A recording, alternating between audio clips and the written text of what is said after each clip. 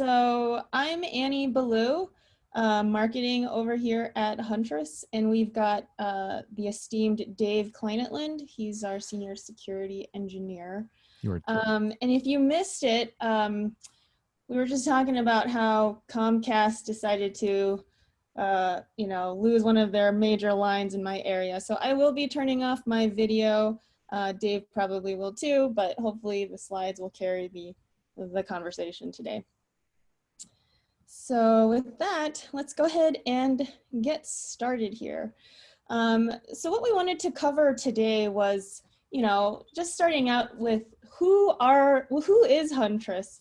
I kind of wanted to say, why is Huntress, and use the, what do you call it? The 5 interrogatives, the who, what, when, where, why.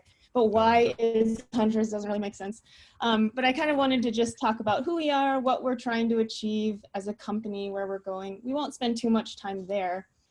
And then we'll spend a lot of time just talking about, I think the key takeaway out of this session is, where does Huntress sit in my security stack?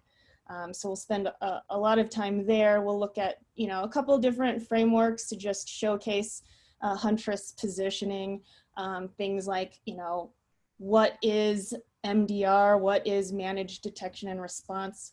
How does Huntress do MDR? And then from there, we'll go into where we've been and where we're going as both a company and a product, and then leave some time for Q&A. Does that sound good, Dave? That sounds great. Awesome, perfect. All right, so who is Huntress? This is a picture we took at one of our team calls, but we're just a team that's just really passionate about security. We're incredibly passionate about the channel. If you were there, and I'm gonna pick on Becky for a little bit, but I saw her face kind of pop into the video for a second there. And she's managing our partner relationships. And her job is to listen to our partners, listen to our stories, see how we can just make things better for our channel partners when it comes to security. Would you characterize that, about right, Dave? We're pretty passionate about what we do. Absolutely. I think it's basically sort of it's a core value and basically a requirement if you want to kind of do what we do around here is being passionate about every aspect of how we handle our approach to security. Yep. Yeah, so sort of our mission when it comes to security is, bringing security to our end clients. And the thing is, securing the SMB it's a huge responsibility. There's a lot that goes into that.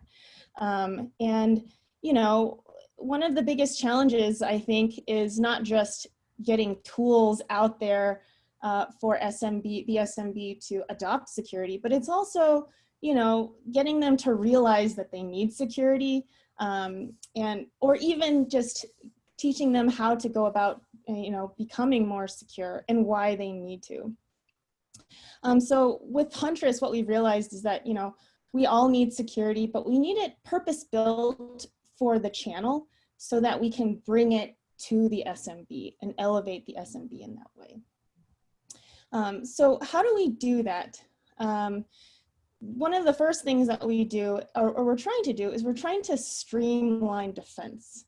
And this is one of the core tenets of Huntress. We want to make security more accessible. We want to make it easier to adopt. And this is very much the theme of our transition into a security platform. And so if you click real quick, Dave, you should see there's a little pop-up. Maybe it's my screen, but there we go. So if you don't know, back in June, we transitioned over to what we call a security platform. And the idea is to bring more tools to you, and not just necessarily add more tech to your plate, but do it in a way that makes adoption of security defense easier. And so what you'll see when we start talking about the platform is addition of new services without any additional cost. And that way, we get past all of those procurement headaches, right? The next thing is just continuous improvement. So we just want to constantly improve, iterate quickly. Our attackers, that we know that they're always evolving, and we just need to stay ahead of that threat research. And so one of the things we're doing is, continuing our top of the line threat research, and then listening to your partner stories. I mentioned, capturing a lot of that, having the amazing Becky on our team. And so that's a key part of Huntress. If we are building tools, but they're not tools that meet what our partners need, then we're not doing it right. So the last part is, we know it's not just about tools. Like, tools is a big part of it, especially with Huntress, but tools only get you so far. There's processes you need to deal with, there are people. So how can we teach our audiences about how security plays a part in their overall goals? And so what we're coming out with soon, and we'll talk about some of the things of where we're going with Huntress, is our partner enablement service. We'll talk about managed AV, which is something that we're actively working on at the moment. But this is what we're trying to champion at Huntress, and that gives you a good idea of who we are. So with that, I think the biggest thing, I mentioned this earlier, is, how can we position Huntress? Where does it fit in your security stack? And, Dave, would you say that we get this question a lot? I know that you're out in the front lines talking to a lot of our partners all the time. Do you Yeah, hear this a lot? absolutely. Yeah. Yeah, absolutely. Probably the number one thing that we hear it is that they've heard about Huntress, they've seen us, they've talked to us, but what exactly do y'all do? How does it fit into what I'm doing? And then that just sort of begins the path of education of security as a whole, and as well as where we can stick Huntress in there and what we do. Yep, definitely. So if you're not familiar, this is the NIST cybersecurity framework. This is one way in which we can try to illustrate what Huntress does. And there's this concept of, I think Kyle uses it, and Dave, just correct me if I botch this, but he uses this concept of left and right of boom. Mm-hmm. And so if we start to unravel this NIST security framework wheel here, we can see that there are different phases. There's identify. This is, how do you identify what critical assets you want to protect? Protect is actually trying to safeguard and minimize likelihood of an impact. And then what Huntress does, and you'll see a line just go through right there, is we focus on what happens after something hits. And Dave, maybe you can help me explain what Kyle means by left and right of boom for just a second. Yeah, left and right of boom is military term and all. So that's what happens before and after the boom. So boom in this case would be security incident, right? It wouldn't be literal, hopefully, hopefully not, but it would be, it'd be ransomware. It would be, attacker in the network, exfilling data, something like that point where the attacker gets in the network and starts doing their thing. Yep.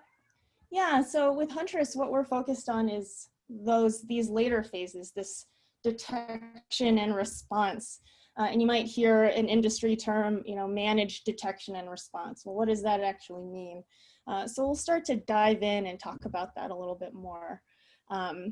If we simplify it, in the next slide, we talk about what prevention is. And prevention is that part that's to the left of boom. How do we keep things that we know are malicious out of our environment? So a lot of our tools like AV, firewalls, DNS filtering, they tend to focus on prevention. And as an attacker, what we realized, and I'm sure many of you have seen this, is that their response is to disguise as something legitimate to get through, right? I think, Dave, you've run into a number of different times or examples where you've seen like they're abusing legitimate programs on the machine. Yeah, absolutely. I mean, that's probably one of the most common ways to gain access and maintain access into a system now, because those tools are already there and available, and the abuse of trusted applications is the ripest way in. Yeah, yep, exactly. And so, you know, especially when they're using something legitimate, you can't just automatically flag it and turn it off and say that it's bad, because it might still be used for something that you actually need, right? So how Hmm. do we go about, like, you know, filtering through and determining what's truly bad versus, but just looks kind of suspicious versus what's actually legitimate. So that's what we mean by detection and response, right? So what detection is, it's about identifying suspicious behavior, but taking it all the way to say, okay, I see something suspicious, but I'm not 100% sure that it's suspicious. I'm going to investigate and decide whether or not I need to actually take action. And if the result is, yes, I do need to take action, this is actually something bad, then I want to respond as fast as I can. How can I get back to normal? And that is what Huntress is focused on, is this detection and response, right? And so the Hmm. idea is, you know, you need both, right? It all is important. And I think that's about right. I mean, for a while we've sort of seen this theme occur a lot more in the security space, and we hear it all the time. At least I hear it all the time.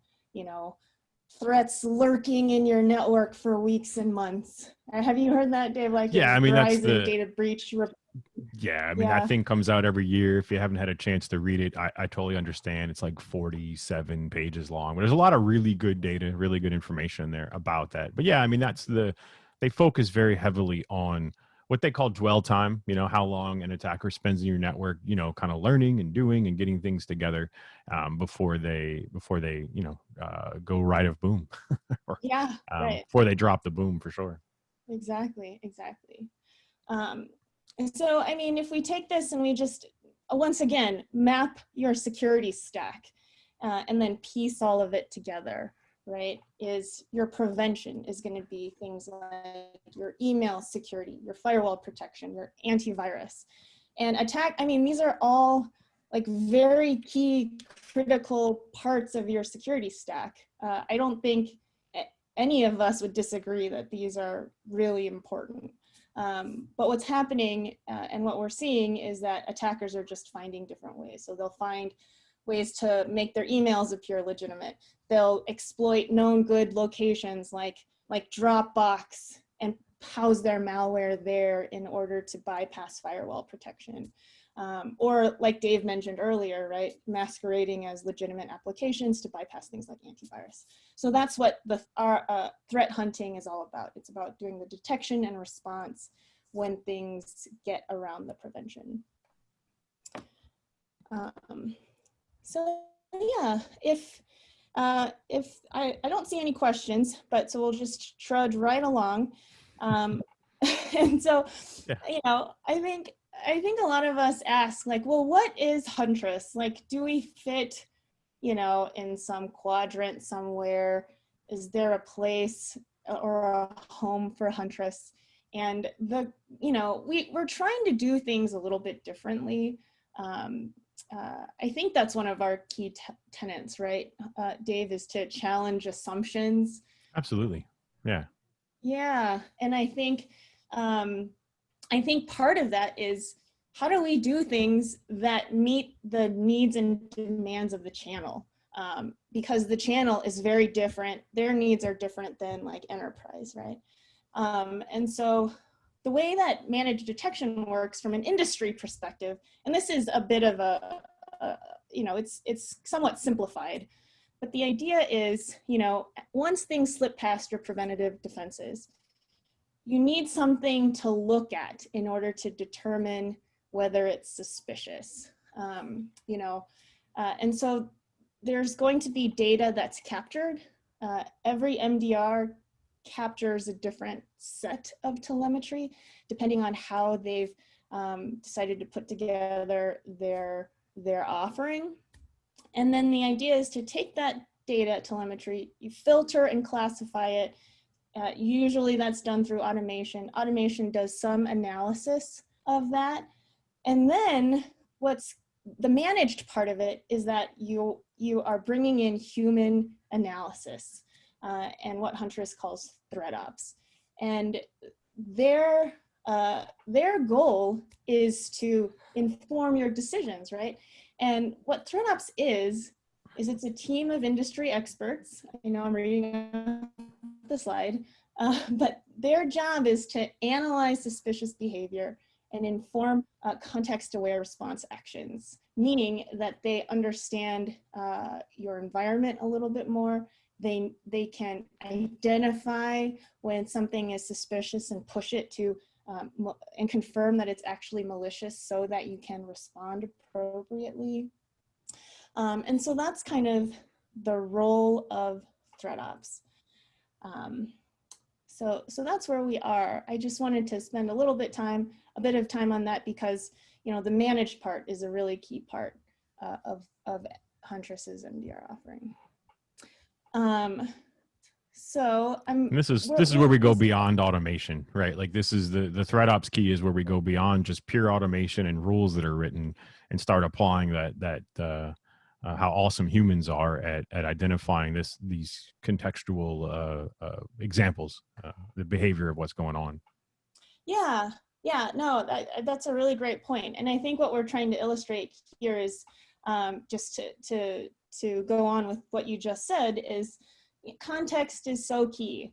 Like you see a legitimate application, it seems like it could be fine.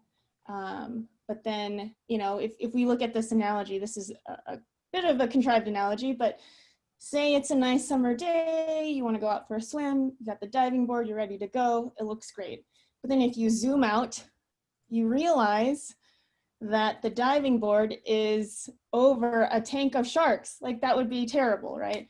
So that's kind of, I mean, like I said, a little bit of an oversimplification of what ThreatOps does, but they are able to look beyond just what the legitimate application is doing. You know, what is this? And Dave, correct me if I'm wrong, but it's like an application that's potentially calling a malicious DLL or another malicious file, or right, or running. Yeah, absolutely. That's what happens all the time, right? So things that are very commonly used. So like command.exe or PowerShell.exe. I don't want to get too nerdy in this, but you know, core components of Windows that are used all the time, they're fine. I mean, it's just if you weaponize them, then they become not okay. And then the differentiation between what is good and what is bad, I like that word, is the context that they're being used in, right? That's what the context is, where the weaponization occurs. Mm-hmm. Yeah. No, I like that word. Yeah. And we can dig into kind of an example of context here. And like I said, I'm not going to get too deeply nerdy, but this file looks completely benign, right? This just looks like a bunch of text. It looks like a weird log file from some application that you know, maybe third party thing it only makes sense to their support people. But during, you know, part of our, you know, we discovered this piece of malware through, it was being abused. This was something that was found on a partner's machine out there in the world. And when we start to apply that, our humans, you know, our human thought beyond just the raw automation, we can see that what's happening here is this log file actually contains, each line contains one letter of a malicious code, a malicious script that, you know, that did some further damaging things. So the real simple version is every one of those numbers at the end of the line maps to like a letter, and the attackers assembled this on the fly and built out a script that did, you know, some not so nice things. The stuff that we originally saw was all very, you know, kind of cleverly disguised as, yeah, this is totally normal stuff. This is, you know, hey, you don't need, you know, not move along, nothing to see here. Some of the things that were referenced, such as this BFE on service and engine, were actually just renamed versions of legitimate applications. And if it's from a non-technical approach, all you need to understand is that the MSHTA and PowerShell that we're showing there, those are built-in components of Windows that are required for Windows's normal operation. But the 1,000-foot view of looking at the context of how this is all put together, that's the weaponization, right? They're renaming things that are already exact Windows components. They're doing that to evade some tools that might be looking for the combination of using MSHTA and PowerShell. That would be suspicious. So if they're just looking for those two matches and they rename it to something completely different, we'll kind of evade that. The attackers will evade that automation. They also didn't, they read that file. That file itself was not malicious by itself. You can upload that file to virus scanners or whatever. They wouldn't see anything dangerous and whatnot. And what this was, there's a comment in the chat like renaming Mimi cats to Mimi dogs, which works 100% of the time. So those are attacker tools that can be used. And like I said, you just rename a little bit, and that's exactly what happened here. That's how they get around the automation. But in this case, they're not able to get around humans looking at it because they still see that and go, hey, this is suspicious. And this one attack that they did kind of had a lot of different angles that it came from, right? The first thing we did is we decoded that log file. So that log file was not picked up by AV because it was a bunch of random stuff. We're using built-in tools like MSHTA and PowerShell. So those are built-in Windows components that antivirus wouldn't necessarily see as malicious on their own. Again, they have to be weaponized to be malicious. That payload disabled part of script scanning and things like that. They downloaded more of it, more payload information by using a service called DNS over HTTPS. In this particular instance, they asked Google's DNS server for a record, like, hey, let me go get some information off the internet about where this location is. But inside that record was a more malicious information. It was calling out, it was telling it where to go get the rest of its payload from. It was using this DNS over HTTPS service from Google, or really it could have been from any provider. It wasn't specifically a Google thing, but they were using it to bypass another preventive layer. It would have bypassed your on endpoint DNS filtering because it wouldn't have seen it try to call out the DNS. It wouldn't have been able to read it. It would have just looked like you were going to any other secure website. And then finally, putting all that together, it retrieved the location of where to download the final payload and execute it on the machine. So yeah, I mean, that's kind of the walkthrough of a rather complex, simplified version of a rather complex attack. But in that one attack, they weaponized, built-in tools of Windows, trusted applications. They bypassed DNS filtering. They tried to bypass some of the EDR and name matching by renaming some things. So a lot of things deployed at once. But the humans caught it. They saw it right away and was like, hey, that's totally shady. That's right. I mean, why would we have a scheduled task with MSHTA, using PowerShell Right. to call some super long string that just, you don't see that, right? So I think, hopefully that showcases what ThreatOps does, how they do it, how they use some of their context awareness to deliver informed decisions rather than just throwing a bunch of suspicious stuff at you. And so, the idea is there's different things that are monitoring the endpoint. And, you can argue what pieces of software or what security tools monitor what, depending on what's actually in your stack. But Huntress is looking at very specific things. We look specifically for persistent footholds. We just saw an example of one, and we'll dive into that deeper in just a second. And we look at ransomware detection, and we'll talk about that too. So if you go back to the whole idea of MDR and our little funnel here, this is what Huntress is looking at when we're doing our managed detection response. We're looking at footholds, we're looking at ransomware alerts, and I have this, more stuff category, very highly technical. But the idea is, we're going to roll in more. There's going to be more visibility that goes in. And what we're trying to do is we're trying to look at potential gaps in the security stack, or it could be things that we believe are very high impact, where having additional eyes on a specific area of either the endpoint or on the network is going to just enable you to improve your security posture. So towards the end, we'll talk about sort of our roadmap and where we're kind of going with Huntress. So what I want to do next really quickly is I kind of want to take a step back, and we'll step back in time a little bit. When the founders originally started Huntress, right, they kind of boiled down cyber operations as these three things: initial access, communication, and persistence. So initial access is going to be, how do you get on the machine? Communication is, how do you call out or connect with the malicious actor? And then persistence is, how do you stay on the machine? And we, for a long time, spent Huntress was all about persistence. And we keep hearing these words. I keep using the words footholds, persistence. What does it mean? And we also talked about things like threats lurking in your environment and scare tactics, like, they're in there for weeks, months, even years. Maybe Dave, could you maybe talk through what that means, and what do we actually mean by persistence, and just... Yeah, absolutely. So attackers spend a lot of effort and a lot of time, and in some cases even money. Like there's an entire economy of sort of malware as a service, where people buy into that. So they want to protect that investment. They put a lot into it. They want to make sure that they can stay in, and that's the key, right? That's the persistence word that they're looking for. In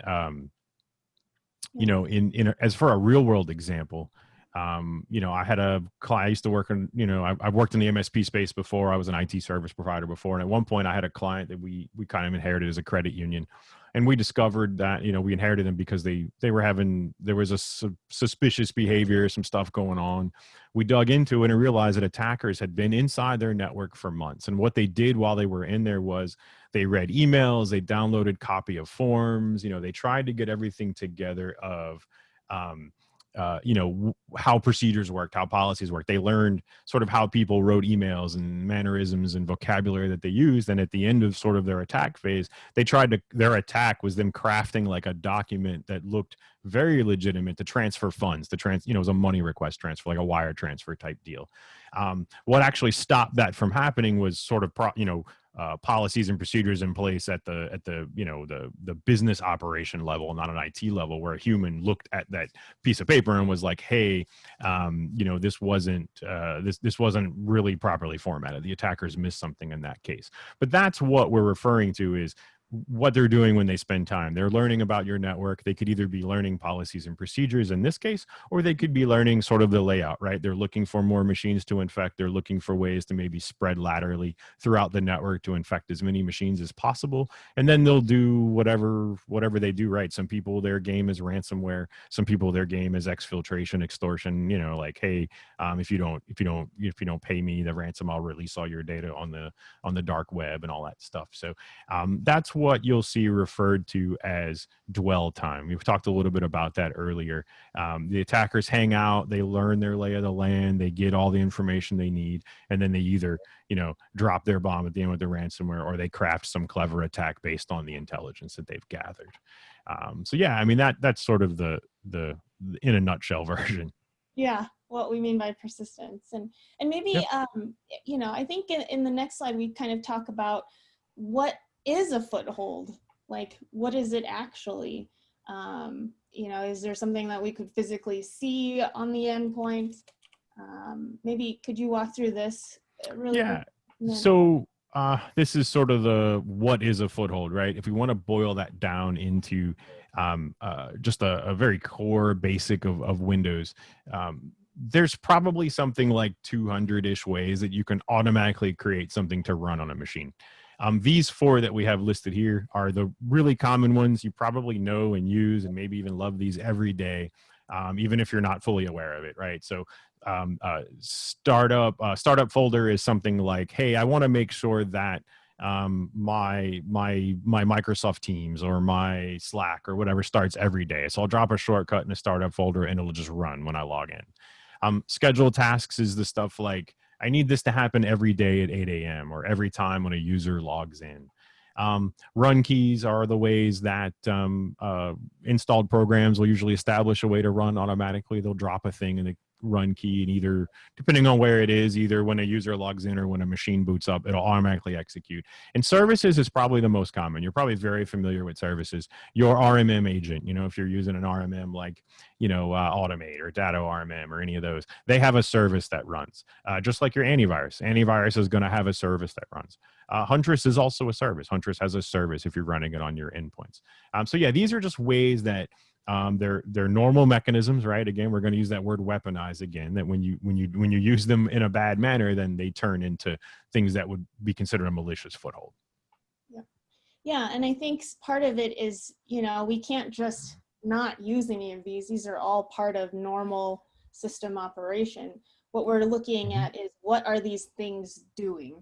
And are they doing things that we expect them to do, or are they doing things that we would not expect them to do? And if it's something we don't expect, then that's where we do our investigation. Yeah. So we do have a quick question here. Sure. Does Huntress work, or should it be used on servers?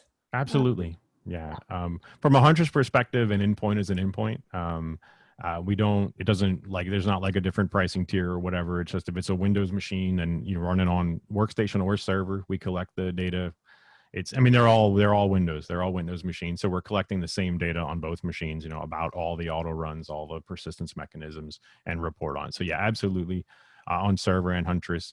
We had another one too that I'll kind of lean into do we use this in conjunction with like SentinelOne or an antivirus? Absolutely. We're not replacing your existing preventive solutions. We're there to catch the things that they don't. So we absolutely do run alongside SentinelOne, and no problem. There's even some comments from some folks who use us with SentinelOne with no issues. I'm just calling out SentinelOne because that's from the chat, but any antivirus product, same goes. We haven't found an antivirus product that we don't play nicely with. There was a question. Yeah, there's another question about Linux and some SIM stuff. We'll get to that in the Q&A. Cool. Awesome. Perfect. So that's what we mean by persistence. And maybe what we'll do is we'll kind of, we just go back to that original example. This is the foothold that we originally saw that showed us that log file that was, that had that obfuscated malware within it. Right. So that's where we are with that. All right, so let's pivot over a little bit to our attacker journey.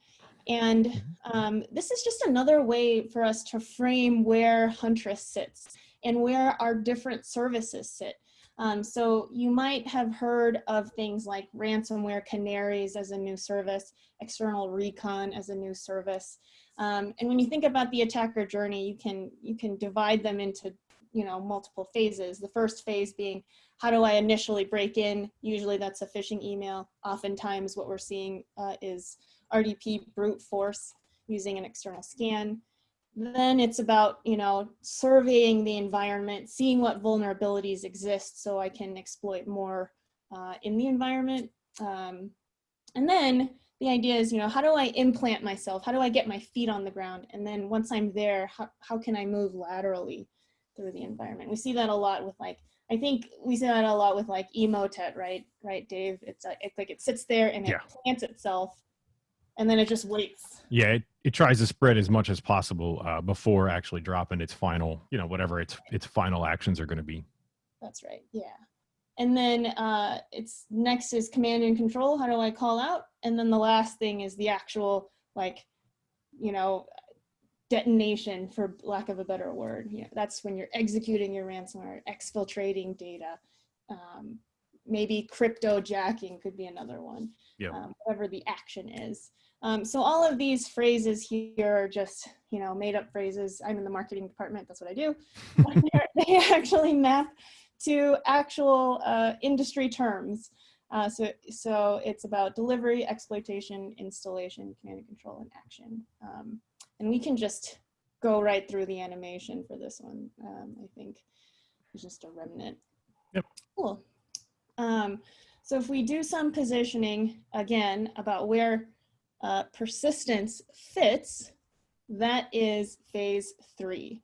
which is our next slide. So we're just saying this is phase 3, this is persistence. You know, as a quick reminder, persistence is about those footholds. So in the next slide, we just have that recap one more time. This, you know, it's about those startup auto runs and ones that are weaponized or compromised to automatically run and do a specific trigger that does something malicious on the endpoint, right? And so that's where we were for a really long time, I think, right, Dave? I think 2015 was when Huntress started. Mm-hmm. Yeah. And then we launched the platform in June. So that was a good It was a good run. Yeah. It was a good run. That's right. We focused just on persistent footholds. And what we realized, you know, just watching the security, the quote unquote threat landscape, you know, things that, in talking to our channel partners at trade events or in these webinars, you know, is that we needed security adoption to accelerate. And so if you go to the next slide, this is what we mean by evolving the hunt. So this is the theme, you know, the title of this presentation.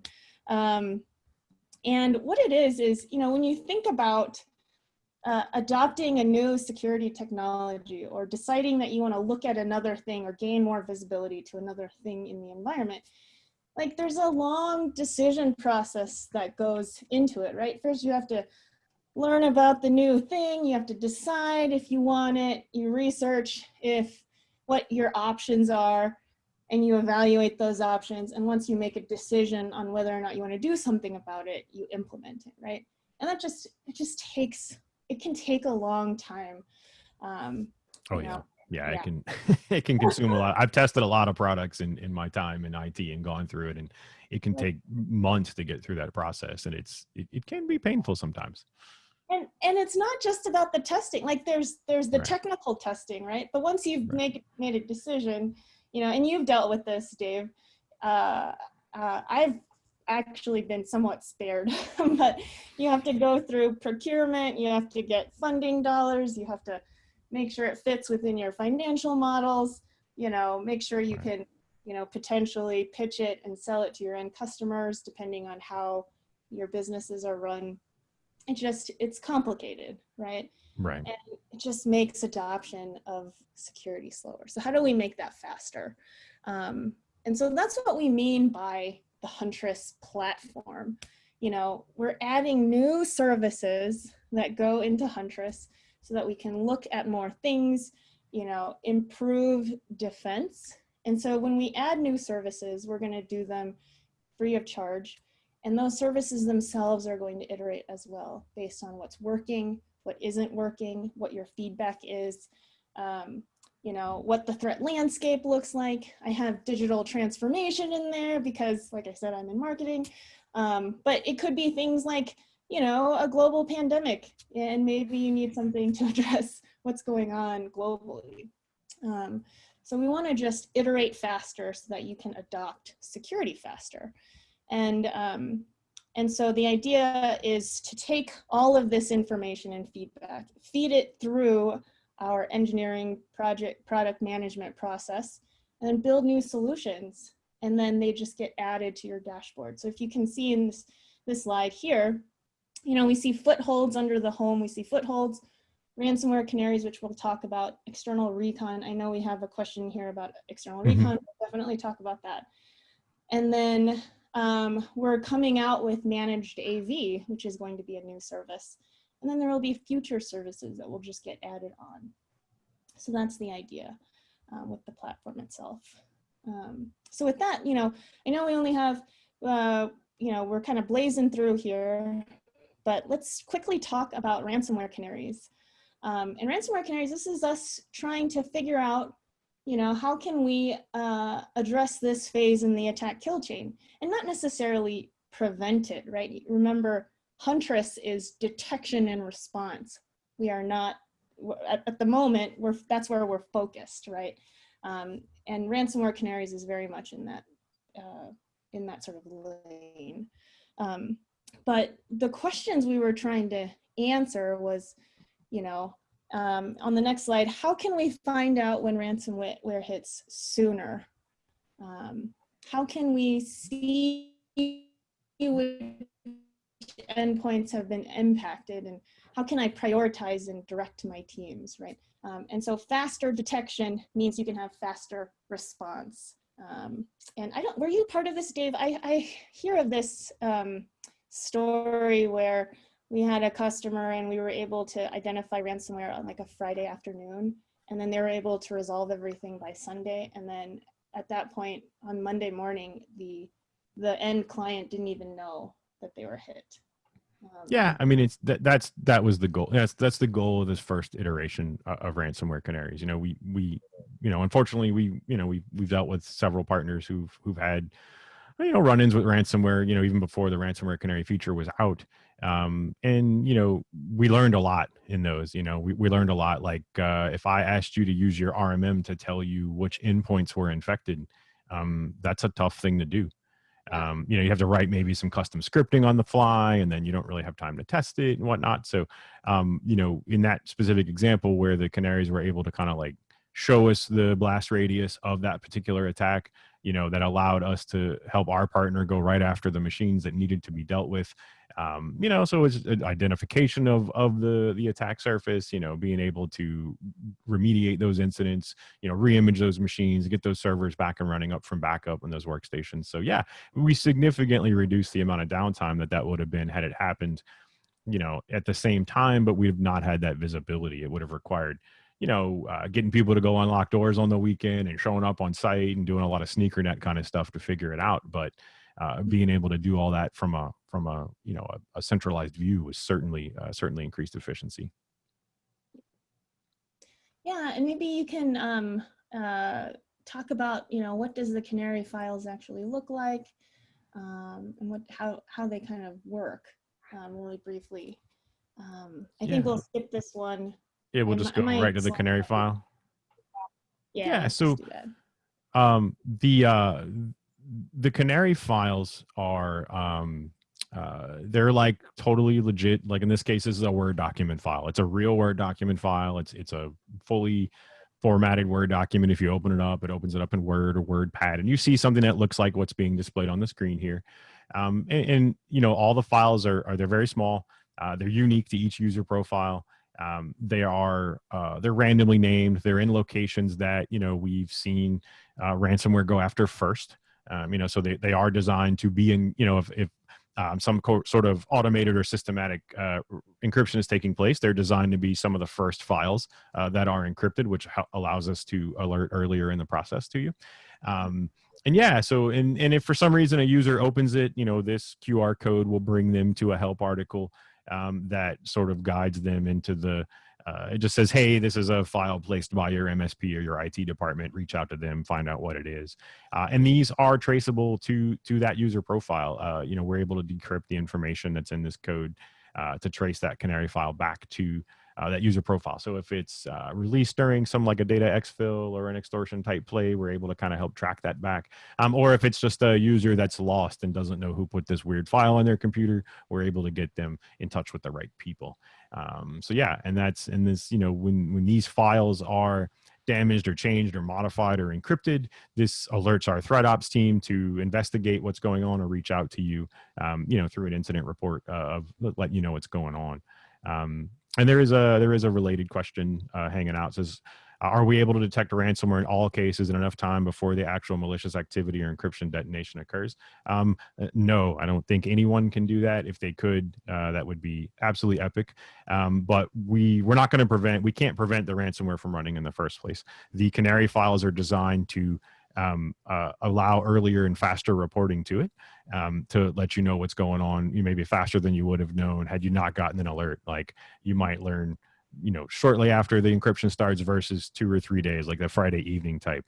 And they're asking, does the Canary file trigger any form of endpoint lockdown? Not at this time. But that is where we're headed. We're iterating through this feature.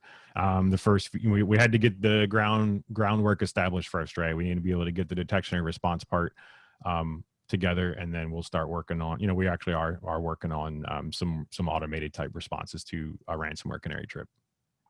Yep. Mhm. That's the whole iteration of Yep. the service. You know, we definitely don't plan on stopping here. We want to continue moving forward. Um, all right. So I know we've only got 12 minutes left, so I do want to Yep. make sure we cover all this stuff here. So with, you know, if you haven't already, you can go ahead and easily enable ransomware canaries, and it should say enabling ransomware canaries, not Enabling ransomware. ransomware. Yeah, we That's right. please don't enable ransomware. Right. Yeah, just enable the canaries. Yeah, yeah. And so all you have to do is, if you haven't already, you go and click on in your dashboard, click on the ransomware canary icon, and then you should see a pop-up to enable you to enable it. And so the next service we have, which also came out in June, July, was External Recon. And the idea being, you know, especially when we started to see an expansion of people starting to work from home, and I think this is an innovation, is that, you know, we're seeing a lot more RDP brute force attacks, just because now RDP is more exposed. So the idea is to say, you know, how can I see if I have a client that's actually exposed? And some of these questions are just, if you click through, is on the next, that just say, you know, what clients have been exposed? Has there been a change to my external attack service? And, you know, if I take on a new client, how can I quickly identify potential exposure? So we do use, Dave, do you mind walking through this a little bit? I know we have a question here also about, Yeah. you know, does it pull from Shodan, things like that. Yeah, absolutely. So the back end of this surface is powered currently by Shodan, and if you're not familiar with them, they are a security-based search engine. They scan, you know, the internet like as a as a whole, and look for ports that are open and whatnot. So we're able to, you know, we leverage you know, information from them and help report that in our console, and then that sort of gives you that you know, that 1,000-foot view, right? It's a console you can look at and can see ports that are open amongst all the IPs that are calling, that are like, you install the Huntress agent on endpoints, we know the IP that those call us from, and we ask for that information on those things that are open, and able to put that back out to um, you know, put that out to you in a single console, so you can see it all in one. Like, I mean, you can go to the Shodan site and run searches on your own, but running it for every one of the IP addresses, and, you know, it's available, you know, through all your console, would be quite a task to do manually, or even if you had to write your own scripts from the ground up. So we just kind of pipe all that information right into the Huntress dashboard. You can take a look at that sort of view and see if anything in there kind of sticks out, right? Do you see any 3389s for remote desktop that are open? Do you see any like file sharing or SQL ports or something like that? And it allows you to kind of reach out and look at that. And one of the questions we had is, how often does it pull from Shodan? And he's noticed some differences from the output between the scans and then the Huntress External Recon report. So Shodan is scanning the entire internet. So the speed of Shodan is definitely not instant. We've seen some of the time frame be, you know, measured in days. We are working on an improvement to External Recon to where we'll use some of our own scanning engine to be able to update that a little bit faster. So that is coming. But yeah, at the moment we are, you know, it takes a while for some of that stuff to update, because, you know, they are scanning the entire internet, and it does take a little while. But stay tuned for another iteration and improvement on that one. Yep, definitely. Um, Yeah, I yeah, think, oh, go ahead, Dave, go for it. yeah. No, and I went to the next slide real quick because I realized I hadn't done that earlier. But that's just kind of a brief of what that looks like, right? You know, what that part of our console looks like. Mm-hmm. Yeah, I think it's also important that the scan happens from an external attacker point of view, not from the agent. It's not the agent that's scanning. It's, Correct. Yeah. yeah. Shodan has multiple places that it scans from all over the world, and it kind of aggregates the results from those sensors or probes or whatever you want to call them that they have that conduct those scans. Yeah. Okay. So, you know, you learned about all of our services that we have today, but how does it actually work? And it's, you know, it's really this simple. You deploy an agent. You can do that through your RMM. I think, Dave, there's like partial scripts, right? There's Yep. other ways to just get the agent out there. Yeah, we have turnkey deployments for most popular RMMs, as well as we've got kind of just sort of generic PowerShell. You can do it GPO or anything that can push out a script we can deploy with very easily. Yep, yep. And then it captures all of that data. So if you remember our funnel, right, it's capturing data about footholds, about, if a ransomware canary gets tripped, and it sends all that information to the Huntress cloud, where ThreatOps classifies hunts for malicious activity, and then you get a detailed incident report. And I think, if you go to the next slide, we'll see the dashboard, and what you'll notice is it's mostly a reporting dashboard. There's going to be some configuration, but is it fair to say, Dave, that there's actually not that much configuration you have to do? No, the majority of the configuration on the Huntress side is just setting up integration into your PSA, like where you want us to report tickets. And if you don't want us to do it that way, we can email them like incident reports. And then like some branding stuff, like you set your company colors, your logo, and some like unresponsive agent settings. But for the most part, yeah, there's, as far as the actual product working, from footholds, canaries, things like that, zero configuration required on your end. Yep. Cool. And then just to your point about PSAs, the next slide is just an example of a ticket pushed to a PSA. And what we're trying to do here is, we're trying to streamline defense. We're trying to make things actionable. We don't want to just send you alerts that are where you have to go in and do investigation yourself. And they're written in a way that you can enable even more junior IT staff to execute remediation instructions. So you're going to get a description, you're going to get what host it's on, and then you're going to get remediation instructions on exactly what you need to do. And then we've taken things a little bit further with assisted remediation. This is specific to our persistent foothold service, but on the top right there, you can review the remediation plan, and then you can just essentially empower the agent to do the remediation for you, delete specific footholds, delete specific artifacts, things like that. Yeah. Yep. And I guess it's important to, well, we can show the actual call out to the button. It's also important to mention that all of our incident reports are definitely fully detailed on everything that you need to do. There's no more additional sorting or guessing or whatever. Like, it's an incident, it's been identified by a ThreatOps team member, and this is like turnkey and ready to go. It just, you need to handle the incident and kind of whatever your normal workflow would be to do that. That's right. Yep. And so, I don't know, Dave, do you want to should we pause for a little bit and answer a couple of questions? Yeah, sure. Yeah, it looks like we've got a few minutes. We've got about 4 minutes left. We can knock out some of these questions. Alex asked, some businesses are shopping for SIEM audit tracking capabilities from internal staff policies outside of a security mandate. Does Huntress MDR logging and analysis overlap to also deliver that? The only data that we provide out at this time are those incident reports. So it's not like there's a lot of raw data available in the portal, but it's not like a stream of log data that you would pipe into a SIM or audit tracking. A lot of the SIM stuff is sort of before incidents are categorized and sorted and whatnot, whereas the information that we are providing out is, we've already done all that part. It's just remediation needs to take place. Let's see, that's the showdown when we already answered. What else was in here? Someone brought up Sophos has a product, Intercept X, that detects and reverse ransomware. We have a lot of partners that use us with Sophos Intercept X. That's their next gen AV, and they also have some other add-ons for it as well. But yeah, there's a little bit of a story of how sometimes the automated part of it can be a little bit of and that's kind of that line between automation and human interaction. Port scans are run from an external IP. I think we talked about that a little bit. During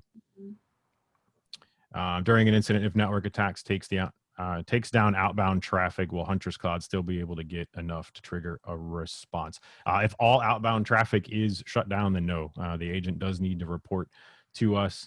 And if it's not able to report to us, then we're not able to get that data from the machine. Someone else talked about an attack happens at midnight. How quick would a human Huntress employee know about it? This ties into that previous one. The agent polls every 15 minutes. So the agent conducts a survey every 15 minutes.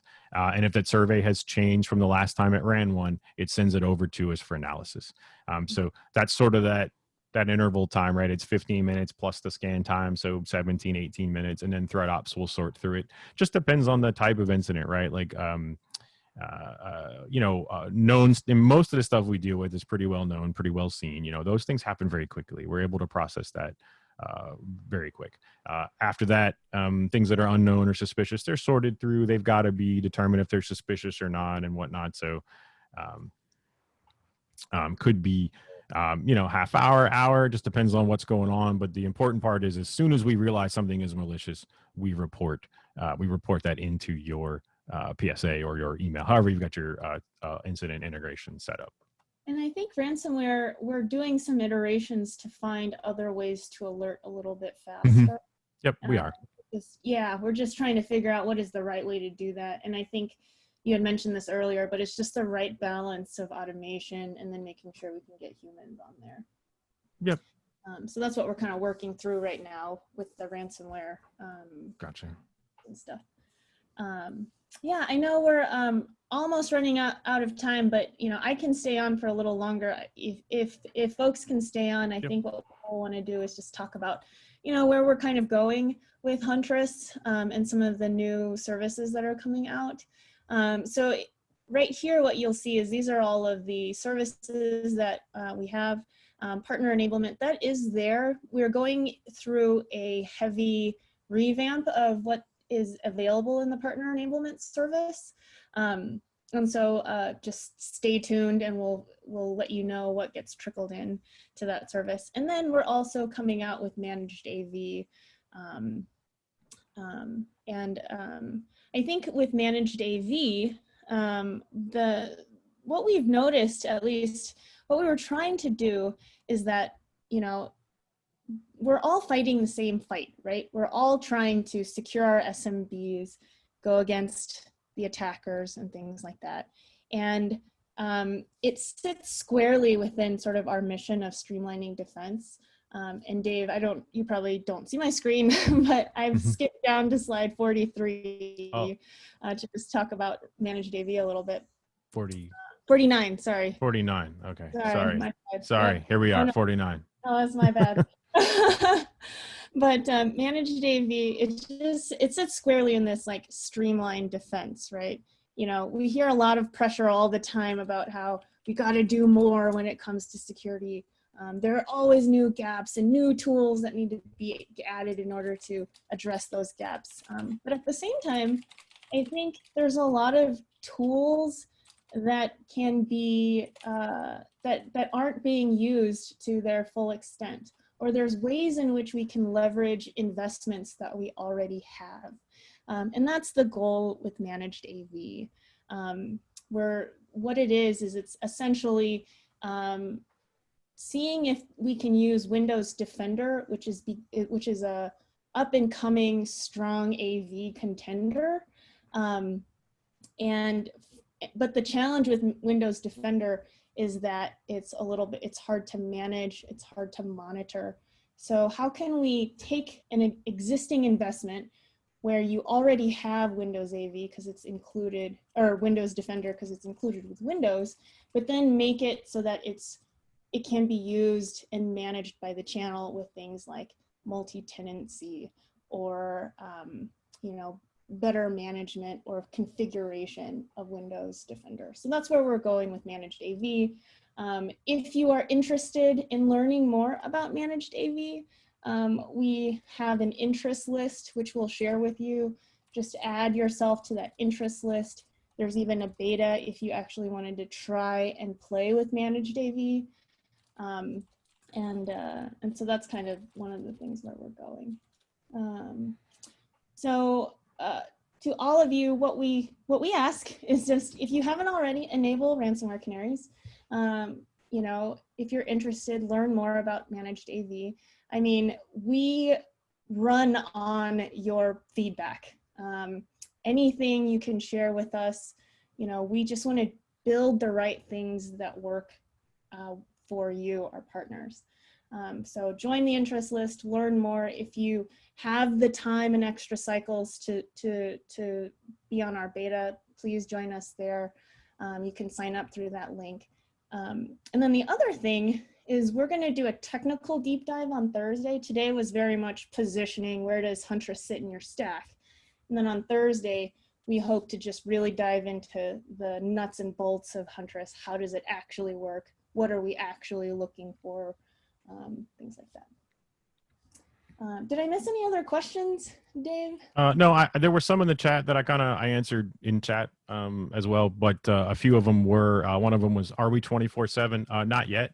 We were right on the way to do that and opening an office in Australia to do the follow the sun support model. And then the pandemic happened. So that it kind of interrupted that plan a little bit, but we are working toward getting that set up. I dropped one of them, Ed asked for contact info on the speakers. I dropped my contact info in the chat. I've got my email address as well as Twitter and LinkedIn handle there. And then Stuart asked if Canary is enabled on a client by client basis or globally in the admin portal. So when you do enable in the admin portal, it does enable it for all of your clients. If you wanted to look into something a little more granular, maybe to test it out or something, reach out to our support team before you enable it. We may be able to kind of help you with that a little bit. But eventually it'll be a global setting and on. But you do have to go there and actually say you want to use them because we just want permission for, we're going to be placing files on your endpoints. So we want to make sure that you're aware of that. Yeah, I don't know. I know we got a lot of questions during it. I know we're a little bit over. If anybody has any last minute ones, feel free to shoot them out. I'll try to get to them now. If not, you can hit me up on via email. Annie's email address is down in there too. You can find us all over the place. Yeah. Great. Well, this Chris was a lot of fun. says y'all rock, which is awesome. Thank you, Chris. I'm glad you think so. We like to think so too, but I don't want to. Yeah, I don't want that to come off sounding too wrong, right? But yeah, thank you for the kind words there. Awesome. Cool. Well, thanks everyone. Really appreciate you joining us today, and hopefully we will catch you on Thursday. Yeah, thanks for coming. Definitely, if you want to get nerdy with us, come check out the one on Thursday where we'll get pretty nerdy on the tech side of things, and talk more Huntress. Yeah. Cool. Yeah.